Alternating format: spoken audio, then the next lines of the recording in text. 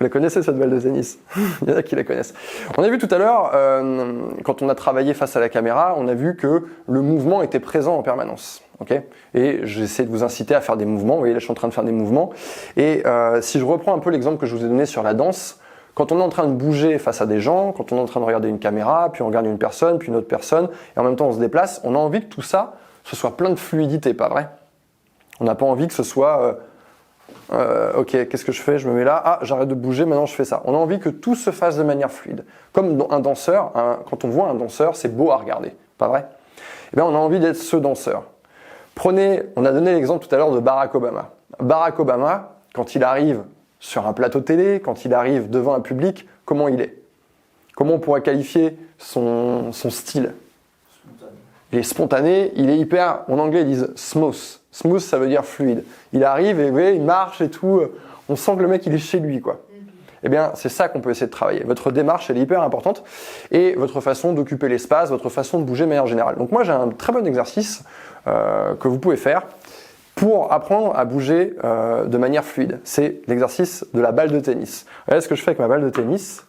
Regardez ce que je fais avec mon bras. Vous voyez, j'accompagne la balle jusqu'au bout. Vous voyez, mon poignet il roule. En fait, ça c'est génial parce que une balle de tennis, quand je la fais rebondir par terre, je provoque le mouvement. Même si je suis pas en train de bouger, vous voyez, je suis en train de faire un mouvement. Ce mouvement, il peut être fluide, ou alors je peux essayer de faire le même mouvement avec ma balle de tennis, mais oui, ça marche pas.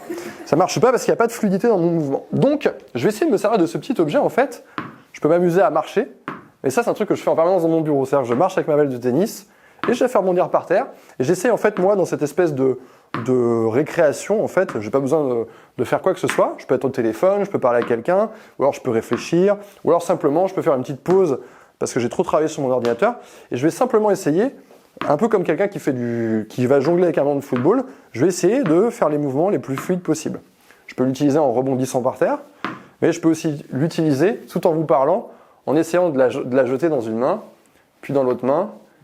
Et regardez, en fait, ça force tout mon corps à avoir une certaine fluidité parce que si jamais je me mets à marcher de manière saccadée, je ne vais pas réussir à rattraper la balle au prochain truc. D'accord? En fait, ce qui est très intéressant quand tu fais ça avec la balle, c'est que tu es obligé de te concentrer un petit peu sur ce qui se passe avec ta balle. Tu vois, visuellement, je suis obligé de voir où est-ce qu'elle est la balle et je peux essayer de continuer à regarder les gens et d'avoir un geste. Donc la balle, quand même, elle prend un peu mon attention. Et c'est assez intéressant de voir que quand je fais ce mouvement-là et que je suis un peu concentré sur le mouvement de ma balle, j'oublie un petit peu tout ce à quoi je pense habituellement quand je suis en train de parler face à vous. Il y a plein de trucs qui étaient dans ma tête alors que je ne regardais pas la balle et que je n'avais pas cette balle dans la main, qui n'y sont plus parce que maintenant, la balle occupe ma concentration.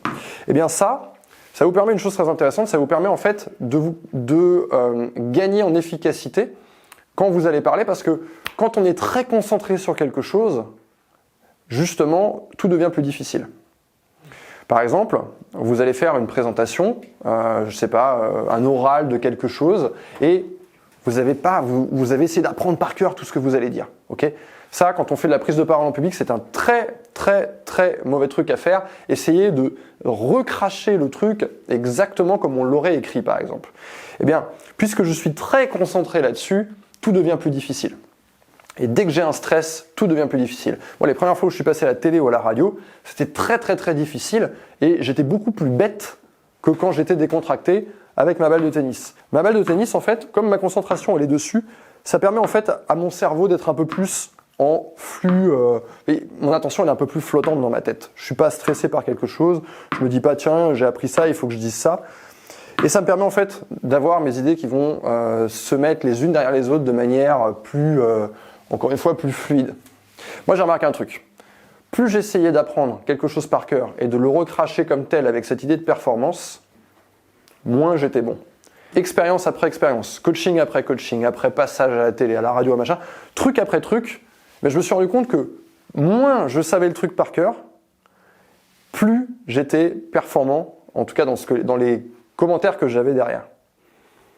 Donc en fait, j'essaie de relier tout ça à mon idée de mouvement et de balle de tennis, mais en fait, quand j'arrive et que je suis stressé parce qu'il y a un truc qu'il faut que je recrache par cœur, j'arrive, je vais avoir tendance à être un peu figé parce que mon attention elle est ici. Ok, qu'est-ce que je dois dire? Ok, qu'est-ce que je dois dire après? Et je peux pas avoir cette liberté de gestuelle, d'accord?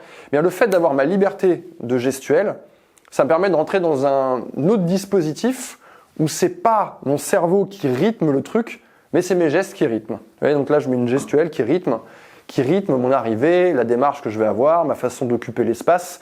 Et donc, je suis davantage dans une communication qui part de mes gestes et non pas de mon cerveau.